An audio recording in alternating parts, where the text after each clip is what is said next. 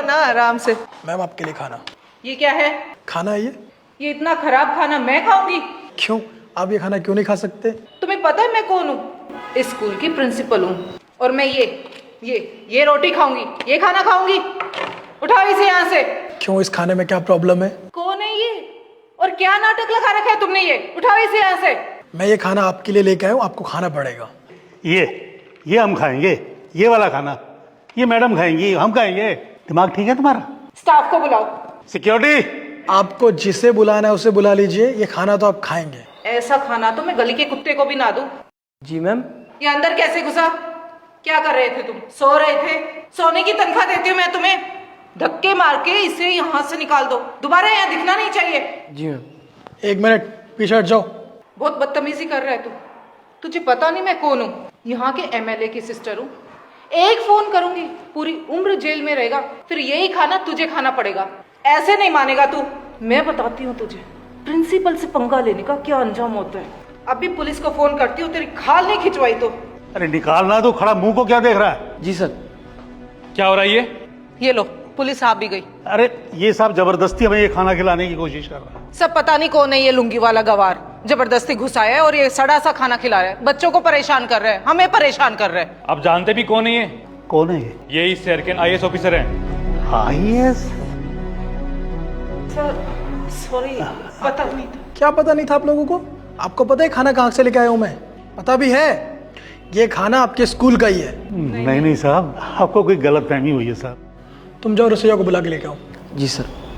अभी पता चल जाएगा ये खाना कहाँ का है।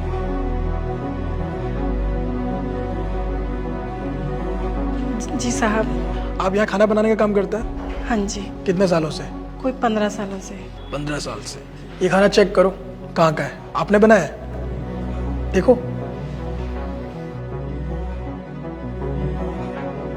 यही का खाना है ना ये? बोलो, डरो मत। जी साहब। झूठ बोल रही है सर। कौन सच बोल रहा है कौन झूठ बोल रहा है आप मुझे मत बताइए। सुना आपने कहाँ का खाना है ये? आपको शर्म नहीं आती? आपको सरकार इसी खाने के पैसे देती है, यही खाना राशन आपके पास पहुंचाती है। बताओ, डरो मत, मैंने कहा ना बताओ। नहीं साहब, ये सर और मैडम ने ये ऐसा ही खाना बनाने के लिए ऐसा ही राशन दिया है। क्या फालतू बोले जा रही हो तुम? चुप एकदम, एक शब्द भी नहीं सुनना चाहता मैं अब। हाँ बोलो। साहब वो जो अच्छा राशन आता है सरकार से, वो सर और मैडम ना राशन वाली दुकान पे बेच देते हैं। नहीं सर, पीछे से ये ऐसा राशन आता है। हाँ, अब मैडम सही कह रही है। अरे तुम। हाँ सर, आंटी एकदम ठीक कह रही है, ये लोग ऐसा ही करते हैं। Shut up. क्या बोल रही हो ये तुम? ऐसा कुछ भी नहीं है सर। ऐसा बड़े बदतमीज हो आप दोनों तो। झूठ बोल रही है सर। अब ये जानना नहीं चाहेंगे कि मैं यहाँ क्या कर रहा हूँ? बताता हूँ आपको। तुम जाओ बच्चों को बुला के लेकर आओ। जी सर।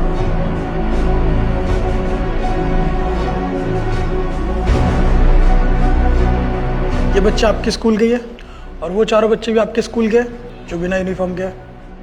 उन्हें मैं हॉस्पिटल से लेके आया हूँ। आपके स्कूल का खाना खा के इनकी तबीयत बिगड़ चुकी है, तभी मैं यहाँ आया ये चेक करने के लिए कि सच है या नहीं। और जब मैंने यहाँ की देखा तो मुझे समझ नहीं आया कि आप लोग ऐसा भी कर सकते हैं बच्चों के साथ। आपने क्या कहा था कि ये खाना मैं अपने कुत्तों को भी नहीं डालूंगी, तो आप इन बच्चों को ये खाना क्यों खिलाएंगे?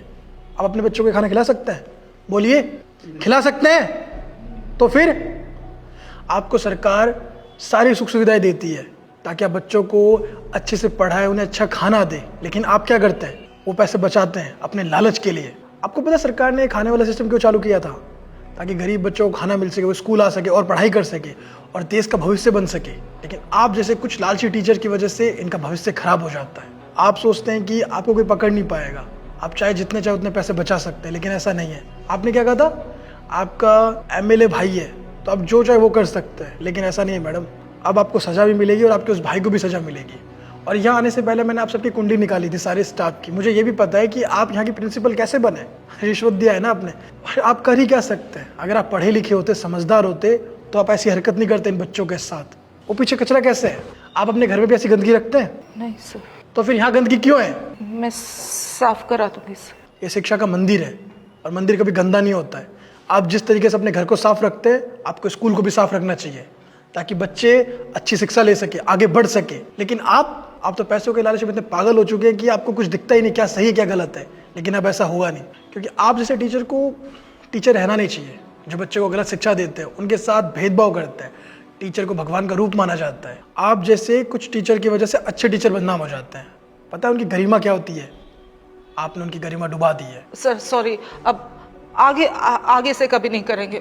क्या आप मुझसे माफ़ी मांग रहे हैं? अगर मैंने आपको आज माफ़ कर दिया तो आप दोबारा कल ऐसी हरकत करेंगे, और मैं नहीं चाहता कि दोबारा कोई बच्चा बीमार हो। इसलिए आपको और उन सभी स्टाफ को मैं डिसमिस करता हूँ और आप पे एक कार्रवाई बैठाई जाएगी, और आपके पास जो भी पैसे जो आपने इस गलत तरीके से कमाए वो सारा उन बच्चों में बांटा जाएगा जिनके स्वास्थ्य के साथ आपने इतना गलत किया है। तो आपको सजा तो मिलनी चाहिए ना। Sorry sir, sir please. Sir ऐसे मत करिए सर। आपके इन गलती की वजह से पता है कितने बच्चों की जान चली गई है? इतने की गिनती नहीं है, सिर्फ आप जैसे लोगों की वजह से। इसलिए माफ़ी तो आप लोगों को मिल नहीं सकती है, आपको सजा मिलेगी। मैंने कहा ना, और इन लोगों पे कार्रवाई बैठाओ। चलो ले जाओ उनको मेरे सामने से, चलो जाओ। मैंने कहा ना चलो, चलो जाओ जाओ, मैंने कहा ना एक बार। और आप दोबारा अगर बच्चों को ऐसा खाना मिला तो देख लेना, मुझसे बुरा और कोई नहीं होगा। हमेशा उनको अच्छा खाना दोगे, क्योंकि सरकार हमेशा अच्छा खाना ही देती है, तो आप भी उन्हें अच्छा ही खाना देंगे। बीच में ये भ्रष्टाचार चलेगा नहीं। चले जाइए। और बच्चों आप लोग भी मन लगा के पढ़ाई करो। कभी भी ऐसा कुछ होता है तो आप लोग शिकायत कीजिए अपने पेरेंट्स से, उन्हें बताइए कि आप लोगों को गलत खाना मिल रहा है, क्योंकि आपकी वजह से, आपकी मदद से ही हम इसे ठीक कर सकते हैं। ठीक है, चलिए आप अपने घर जा सकते हैं। चाहिए ध्यान रखिए अपना।